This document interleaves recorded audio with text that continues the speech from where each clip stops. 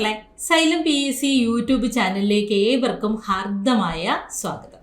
അപ്പോൾ വരുന്ന മത്സര പരീക്ഷകളിലെല്ലാം ഉദ്യോഗാർത്ഥികൾക്ക് ഒരുപോലെ പ്രയാസമായിട്ടുള്ള ഒരു സെക്ഷനാണ് പര്യായ പദം അല്ലേ. പഠിച്ചതൊന്നും ഓർമ്മ നിൽക്കുന്നില്ല, ഇനി ഏതൊക്കെയാണ് പര്യായം ചോദിക്കുന്നത്, അങ്ങനെ മൊത്തത്തിലൊരു ആശങ്കയാണ് എല്ലാവർക്കും ഈ ഒരു സെക്ഷനെ കുറിച്ച്. പക്ഷെ പര്യായത്തിൽ ഒരു പാറ്റേൺ ഉണ്ട്. PSCക്ക് സ്ഥിരമായി ചോദിക്കുന്ന ചില ഏരിയകളൊന്ന് കവർ ചെയ്തിട്ട് പോകുന്നത് നമുക്കൊരു പ്രിക്കോഷനാണ്, ഒരു മുൻകരുതലാണ്.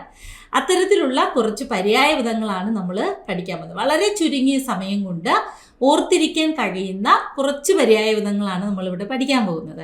ഇതിൽ നിന്ന് തന്നെ കിട്ടട്ടെ അടുത്ത് വരാൻ പോകുന്ന LD പരീക്ഷയുടെ പര്യായം, വരുന്ന ഡിഗ്രി പരീക്ഷയുടെ പര്യായം. ഡിഗ്രി മെയിൻസ് വരാൻ പോവുകയാണ്. ആ ഡിഗ്രി മെയിൻസ് ഉദ്യോഗാർത്ഥികൾക്ക് ഒരുപോലെ പര്യായം ഒരു കീറാമുട്ടിയാണ് പലപ്പോഴും. പിന്നെ വരുന്ന നമ്മുടെ സെക്രട്ടേറിയറ്റ് അസിസ്റ്റന്റ് പരീക്ഷയ്ക്കായാലും പര്യായം കമ്പൽസറിയാണ്. ഏത് പരീക്ഷയായാലും പര്യായമുണ്ട്. അപ്പം നമ്മൾ ഇന്ന് നോക്കാൻ പോകുന്നത് വേറൊന്നുമല്ല, പര്യായ പദം PSCയുടെ സ്ഥിരം പാറ്റേൺ ആയിട്ടുള്ള കുറച്ച് പര്യായ പദങ്ങൾ. അതിലൊന്നാണ് കൂട്ടം എന്ന് പറയുന്നത് അല്ലേ. കൂട്ടം എന്ന് പറഞ്ഞാൽ എന്താണ്? ഒരു സമൂഹം എന്നുള്ള അർത്ഥം തന്നെയാണ്. അപ്പം നമ്മൾ അവിടെ അതിനെ സഞ്ചയം എന്ന് പറയും. സഞ്ചയം, സഞ്ചയം കൂട്ടമാണ്. പദസഞ്ചയം, ജനസഞ്ചയം. ഇനി കദംബം, ഒരു പാട്ടില്ലേ, കേളി കദംബം, അങ്ങനെ തന്നെ എന്തോ, അത് കേളി വിപിനമാണോ എന്ന് എനിക്കറിഞ്ഞൂടാ. എന്തായാലും കദംബം എന്ന് പറഞ്ഞാൽ അപ്പം ആ കേളി വിപിനത്തിലെ വിപിനം കൂടെ കിടന്നോട്ടെ, ഒരു വഴിക്ക് പോവല്ലേ. ചിലപ്പോൾ ഇത് പഠിക്കുമ്പോൾ ചോദിക്കുന്ന വിപിനമാണെങ്കിലോ, വിപിനം കാടാണേ, വിപിനം കാട്. അപ്പം കദംബം കൂട്ടമാണ്. വൃന്ദം അല്ലേ, അതായത് ഇപ്പം നമ്മൾ താരാവൃന്ദം അല്ലെങ്കിൽ ശബ്ദവൃന്ദം എന്നൊക്കെ പറഞ്ഞാൽ അതിൻ്റെ കൂട്ടം എന്നുള്ള അർത്ഥമാണ്. പിന്നെ കമ്രം വരും, നമ്മൾ ക്ലാസ്സിലൊക്കെ പഠിച്ചിട്ടുണ്ട്. നമ്ര ശിശര നിൽപ്പൂ നിൻ മുന്നിൽ കമ്ര നക്ഷത്ര കന്യകൾ. കമ്ര നക്ഷത്ര കന്യകൾ എന്ന് പറഞ്ഞാൽ നക്ഷത്ര കൂട്ടങ്ങൾ അല്ലേ. അപ്പം നമ്രം എന്ന പദത്തിൻ്റെ അർത്ഥം എന്താണ്? കുനിഞ്ഞത്, ശിരസ് കുനിഞ്ഞത് എന്നൊക്കെയുള്ള അർത്ഥത്തിൽ നമ്ര ശിരസ്കരെന്ന് പറയില്ലേ. അപ്പോൾ നിന്റെ സൗന്ദര്യം കണ്ടിട്ട് നക്ഷത്രക്കൂട്ടങ്ങൾ പോലും നാണിച്ച് ശിരസ് കുനിച്ചു എന്നാണ് കവി ഉദ്ദേശിക്കുന്നത്. കമ്രം. ഇനിയുണ്ട് പഥം. പഥത്തിന് രണ്ട് അർത്ഥമുണ്ടേ. ഒരർത്ഥം കൂട്ടമെന്നും ഒരർത്ഥത്തിന് വഴിയെന്നും അർത്ഥമുണ്ട്. ഇപ്പോൾ ഉദാഹരണത്തിന് സൂര്യൻ്റെ ഭൂമിയുടെ ഭ്രമണപഥം അങ്ങനെ പറയുമല്ലോ അല്ലേ. ഭൂമി, സൂര്യന് ചുറ്റും ഇങ്ങനെ ഭൂമി വലം വെക്കില്ലേ, അതിനെ ഭ്രമണപഥം എന്ന് പറയില്ലേ, അത് വഴി. ഇനിയുണ്ട് താരാപഥം ചേതോഹരം, ഒരു പാട്ടില്ലേ, താരാപഥം നക്ഷത്രങ്ങളുടെ കൂട്ടം എന്നുള്ള അർത്ഥമാണ്. അപ്പം പഥത്തിന് കൂട്ടമെന്നും വഴിയെന്നും അർത്ഥമുണ്ട്. അപ്പം ഇവിടെ നമുക്ക് ഈ പഥത്തിന് എന്തർത്ഥം കൊടുക്കാം? കൂട്ടം എന്നുള്ള അർത്ഥം കൊടുക്കാം.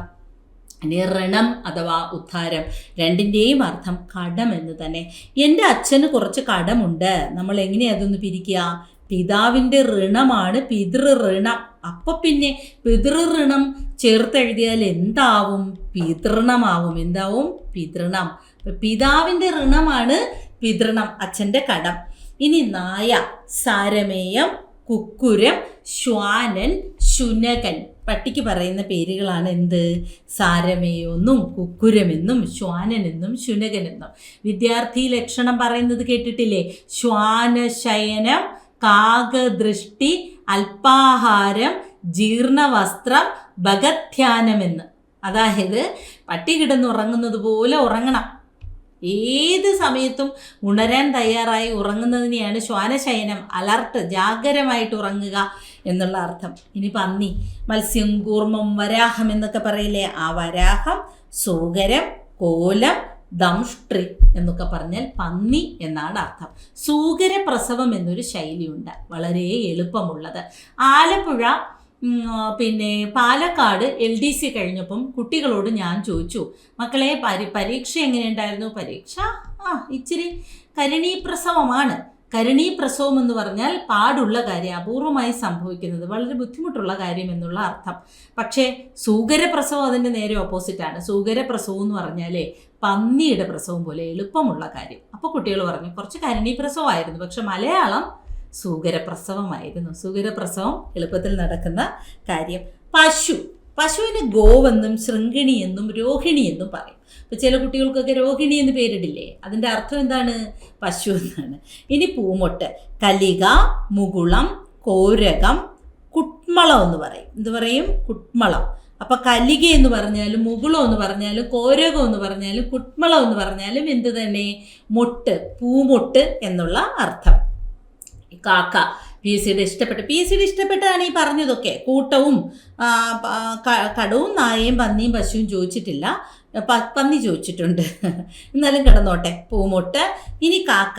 കരടം, കാ എന്ന് രവമുണ്ടാക്കുന്നത് കൊണ്ട് കാരവം, പരഭൃത്ത്, വായസം, ബലിഭുക്ക, അരിഷ്ടം, ആത്മഘോഷവും എന്ത് തന്നെ? കാക്ക തന്നെ. ആത്മഘോഷം. കാക്കയും PSCക്ക് ഇഷ്ടപ്പെട്ട പര്യായം. ഇനി പാല്, ക്ഷീരം, ദുഗ്ധം, പയസ്. പയസ് എന്ന പദത്തിന് രണ്ടർത്ഥമുണ്ട്. ഒന്ന് പാലെന്നും ഒന്ന് ജലമെന്നും അർത്ഥമുണ്ട്. അപ്പൊ പാലെന്നും ജലമെന്നും അർത്ഥമുള്ള പദം ഏതെന്ന് ചോദിച്ചാൽ പയസ്. അതേസമയം പയസ്വിനി എന്ന് പറഞ്ഞാൽ പുഴയാണ്, വെള്ളം ഒഴുകുന്നത് കൊണ്ട് പയസ്വിനി പുഴ തന്നെ. ഇനി തലമുടി. കചം, കേശം, ചികുരം, കുന്തളം, അല്ലെ? കൂന്തൽ എന്ന് പറയും. കൂന്തൽ. കാർ കൂന്തൽ കെട്ടിലെന്തിനു വാസനത്തൈലം, പാട്ട് കേട്ടിട്ടില്ലേ? കാർ കൂന്തൽ, കറുത്ത മുടി. ഇനിയുണ്ട് കറുത്ത പെണ്ണേ കരിക്കുഴലി. കുഴലുള്ളവൾ ആരോ അവൾ കുഴലി. കുഴൽ എന്ന് പറഞ്ഞാൽ മുടി തന്നെ. കേശം, കേശാദിപാദം തൊഴുന്നേൻ എന്ന് വെച്ചാൽ കേശാദിപാദം എന്നതൊരു പ്രയോഗം കൂടിയാണ്. അടിമുടി, കാൽ മുതൽ തല വരെ. കച്ചം മുടി തന്നെ. വേണി എന്ന് പറഞ്ഞാലും എന്ത് തന്നെ? മുടി തന്നെ. അതേസമയം വാണി വാക്കാണ്. വാണി എന്നാൽ വാക്ക്.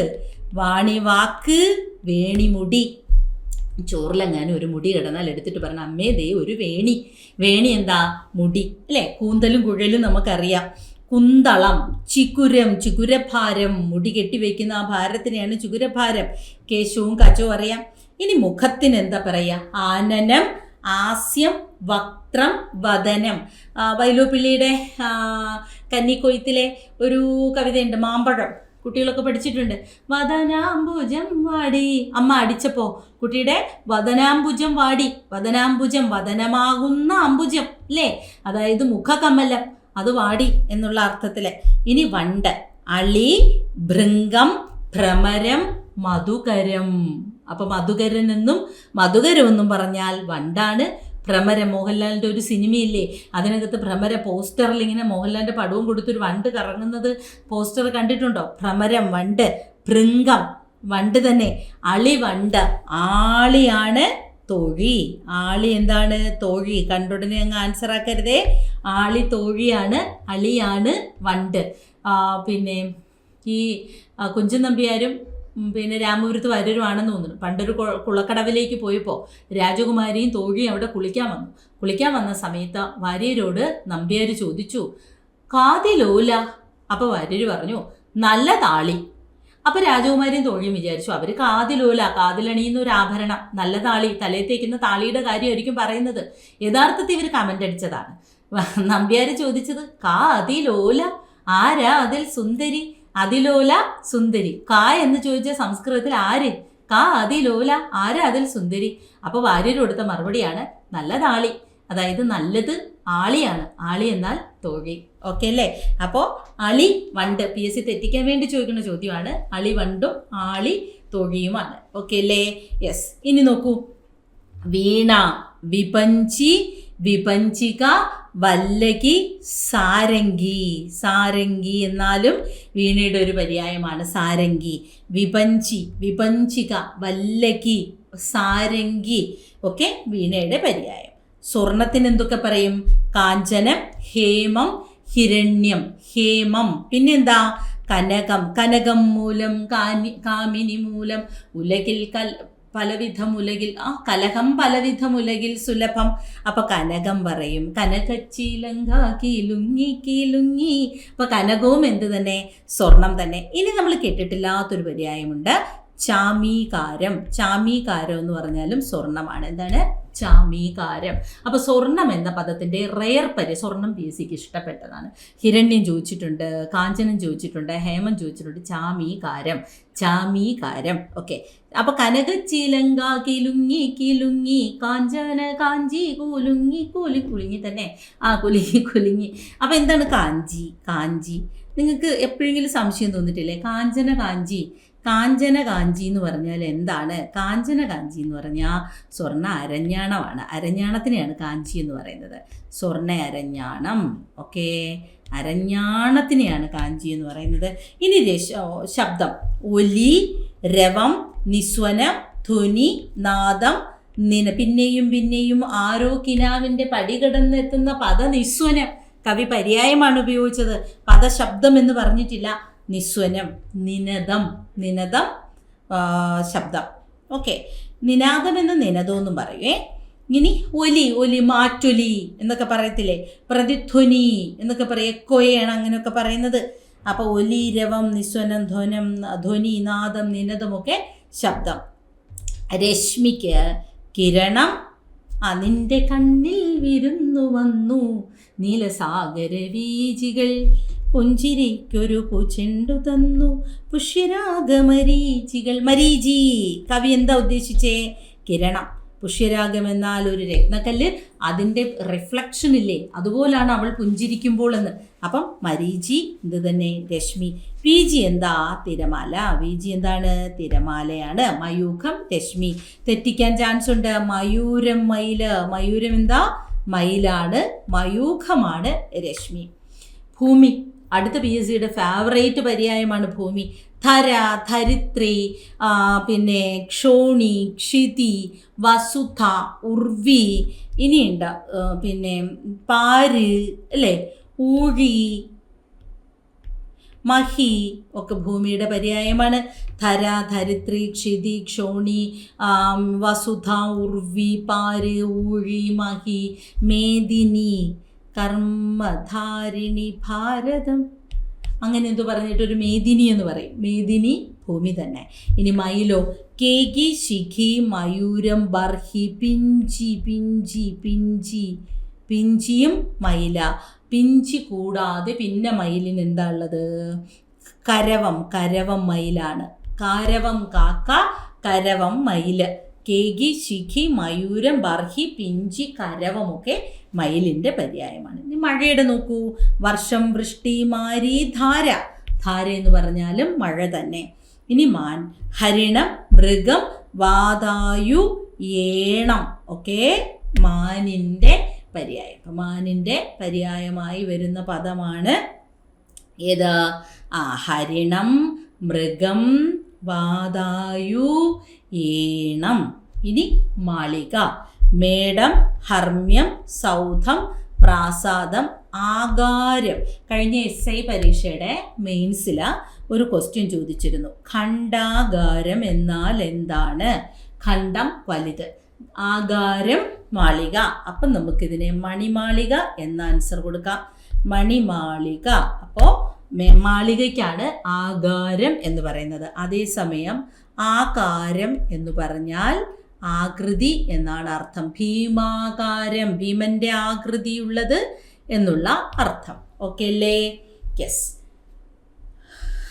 അപ്പോൾ നമ്മൾ ഇവിടെ ഇമ്പോർട്ടൻ്റ് ആയിട്ടുള്ള ഒരു എത്ര പദങ്ങൾ വരും ഞാനിപ്പോൾ പറഞ്ഞുതരാം. 1, 2, 3, 4, 5, 6, 7, 8, 9, 10, 11, 12, 13, 14, 15, 16, 17, 18, 19, 20 പര്യായങ്ങളാണ് പഠിച്ചത്. വെറും 10-15 മിനിറ്റ് കൊണ്ട് 20 പര്യായങ്ങൾ നമ്മൾ ബൈ ഹാർട്ട് ചെയ്തു. അപ്പോൾ ഈ 20 പര്യായങ്ങളുടെ പ്രത്യേകത പല മത്സര പരീക്ഷകൾക്കും ആവർത്തിച്ച് പരീക്ഷയ്ക്ക് ചോദിച്ചിട്ടുള്ളതാണ്. പിന്നെ കുട്ടികൾ തെറ്റിക്കുന്ന ചില പദങ്ങളാണ് അനിലനും അനലനും. അങ്ങോട്ടും ഇങ്ങോട്ടും മാറിപ്പോവും കുട്ടികൾക്ക്. അനിലൻ ചോദിക്കുമ്പം എന്താണ് എന്നൊക്കെയുള്ളൊരു ഡൗട്ട് വരും. അനിലൻ കാറ്റാണ്. അനിലൻ എന്താണ്? കാറ്റ്. അതുപോലെ അനലൻ എന്താണെന്ന് നോക്കാം. അനലൻ തീയാണ്. മാറിപ്പോവില്ലേ? ചെറിയൊരു വ്യത്യാസത്തിൽ മീനിങ് തന്നെ മാറിപ്പോകുന്നൊരു ചോദ്യമാണ് അനിലനും അനലനും. അനിലൻ കാറ്റ്, അനലൻ തീയ. പിന്നെയുള്ളത് മയൂരവും മയൂഖവുമാണ്. കുട്ടികൾ തെറ്റിക്കുന്നതാണ്. മയൂരം മയിലും മയൂഖം രശ്മിയുമാണ്. വീചി തിരമാലയും മരീചി രശ്മിയുമാണ്. അപ്പോൾ ഇത്തരത്തിൽ ഇനി അടുത്ത ഒരു കുറച്ച് ഇതുപോലെ ഇമ്പോർട്ടൻ്റ് ആയിട്ടുള്ള ടോപ്പിക്കായിട്ട് വീണ്ടും നമുക്ക് യൂട്യൂബ് വീഡിയോയിൽ വീണ്ടും കാണാം. ബൈ.